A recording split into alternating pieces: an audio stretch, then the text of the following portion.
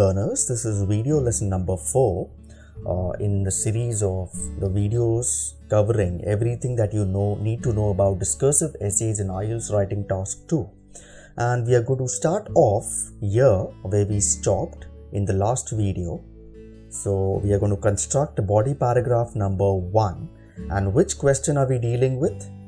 It's the question on unpaid community service. So there are two views related to unpaid community service. We are supposed to discuss both and give our opinion. So by the end of this last video, we had these two things prepared. So we had an essay plan and we converted the introduction part of the essay plan into a full-fledged introduction. If you want to know more about how did I do that step by step, it's a good idea to just watch the other videos, the previous videos in this installment. So you will have a good sense and you will learn in depth of everything that is covered in this video. Our job in this video is to convert the body paragraph number 1 plan into an actual full-fledged body paragraph number 1. That's what's the job in this video, which we will do. And just to refresh your minds, our first body paragraph in discursive essays ideally should always be the view which we are not leaning more towards.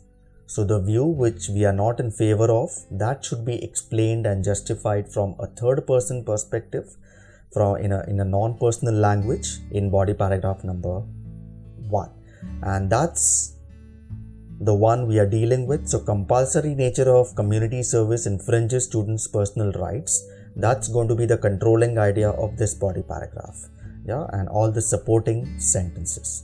So let's delve deep into building the body paragraph step by step. Yeah. Now you have two topic sentences, T1 and T2. Please read both the topic sentences, pause the video if you like for as long as you want, and choose one which is the best fit to the plan that we have. So choose one which is the best fit with body paragraph number 1. So you have the plan on the left, read the plan and choose the topic sentence which fits. Hopefully you tried and you have the same answer. The answer is T1.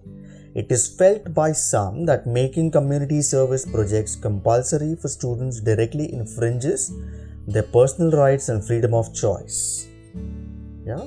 So that's the controlling idea in body paragraph number 1, which follows the introduction. Yeah. T2 cannot be because it's having a discourse marker, however, and we don't have anything to contradict the previously stated paragraphs with. So it cannot be T2. Good. So the natural choice is this topic sentence. And note the impersonal language that I have used. It is felt by some. I haven't used I believe, I feel, we should, because all that would become my personal view. It would become first person. And this is discussion essay, so you have to discuss the opposite view in an impersonal language from a third person perspective using general language. So it is felt by some is a good start for that. Good. So now we have only the plan for body paragraph number 1 followed by the topic sentence that we just saw in the last slide. Yeah. You see statements A, B, C and D. Your job is to choose one out of these 4 sentences which is not a good fit. So which doesn't belong in this paragraph. The sentence which doesn't belong in this paragraph will naturally not talk about how community service impeach or infringes students' fundamental rights or their freedom to choose. So read, pause it if you like, read everything. Hopefully you tried and you have the same option as mine, which is C. C doesn't belong in this paragraph because If we read C, compared to classroom instruction, these assignments would allow them to enhance their problem solving, teamwork, and decision making abilities, which are imperative for professional excellence. This is talking about benefits of community service, so it doesn't belong here because the paragraph's controlling idea is how does compulsory nature of community projects infringe personal rights.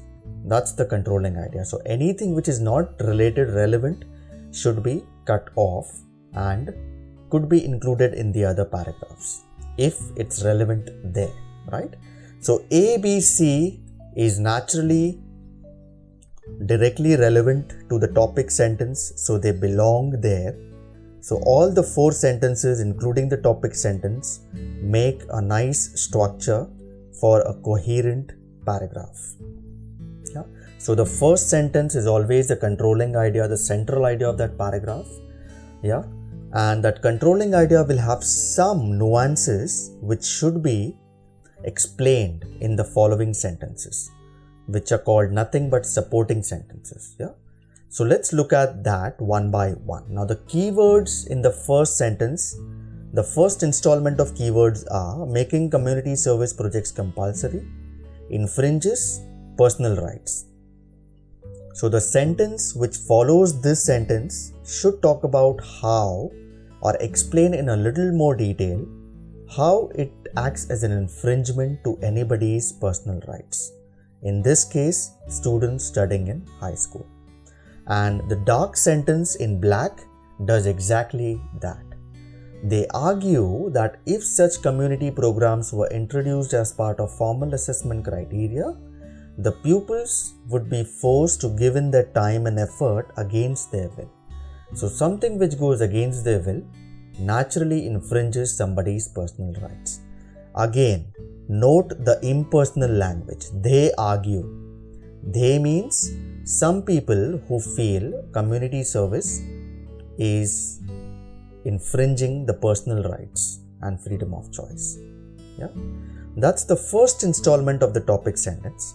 Now look at the separate installment of the keywords. It also talks about community service infringing freedom of choice. And the 2 sentences in black do exactly explain or elaborate on that point. Given a choice, so do you see the relation freedom of choice, given a choice? Equal time and effort, they claim, could have been used to pursue hobbies such as art and music. So since they don't have a choice, they don't have freedom of choice. Because everything is made compulsory for them, they have to put in the time, right? And the last sentence is nothing but an example quoting a survey result which directly supports our topic sentence. A survey conducted of 10 private high schools in the US with a similar policy, for example, found that more than 50% students unwillingly participated in community service.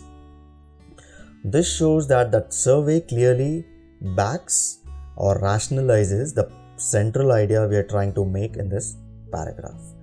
So this is an important point. Everything you mention in the topic sentence should be coherently related directly or indirectly to every sentence which follows the topic sentence. That's exactly what is happening here, which makes this body paragraph a nice body paragraph. Yeah. So that's what we had at the start of this video. That's what we have at the end. So we resorted to our introduction and our plan and prepared a body paragraph, which is the first body paragraph explaining the counter view which we don't agree with. And let's talk about cohesive linking in these 2 paragraphs alone. Yeah.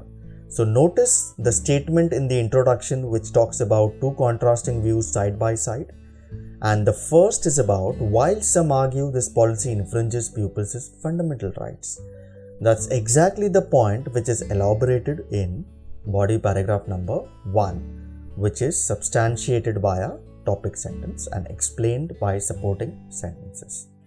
So that's what we call cohesion in writing.